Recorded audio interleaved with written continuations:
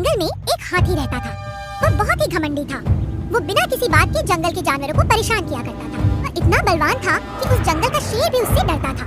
एक दिन हाथी ने एक तोते को पेड़ पर बैठे देखा। उसके दिमाग में एक बात आई कि अब चिड़ियों और छोटे जानवरों को भी परेशान करना चाहिए। जिस पेड़ पर तोता बैठा था, हाथी ने उसे जोर जोर से हिलाना शुरू कर दिया। तोता डरकर उस पेड़ से उड़ गया।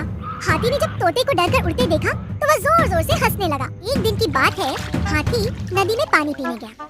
उसने देखा कि एक चींटी अपने पीठ पर चीनी का दाना लिए पेड़ पर चढ़ रही है। हाथी ने अपनी सूंड में पानी भरा और चींटी के ऊपर डाल दिया।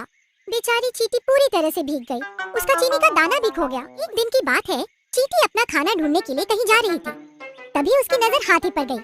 वो गहरी नींद में सो रहा था। हाथी को सबक सिखाने के लिए चींटी धीरे धीरे हाथी की सूंड में घुस गई और जोर जोर से काटने लगी। हाथी की नींद खुल गई। वो परेशान हो गया। हाथी चींटी से बाहर निकलने के लिए आवाज देने लगा, चिल्लाने लगा। और अब उसे समझ में आ गया था कि दूसरों को परेशान करना कितनी बुरी बात है। कुछ देर बाद चींटी हाथी की सूंड से बाहर निकल गई। चींटी जब बाहर आई तब हाथी को आराम हुआ। वह चींटी से माफी मांगने लगा। चींटी ने कहा, दूसरों को परेशान करने में तुम्हें बहुत मजा आता है ना? देखा, इसीलिए आज के बाद कभी किसी को परेशान मत करना। हाथी को भी अपनी गलती का एहसास हो गया था। उसने कहा, हाँ, मुझे माफ कर दो। आज के बाद मैं किसी को परेशान नहीं करूँगा। उसके बाद हाथी ने कभी किसी को परेशान नहीं किया। सभी जानवर और पक्षी उसके दोस्त बन गए और वो खुशी खुशी जंगल में रहने लगा।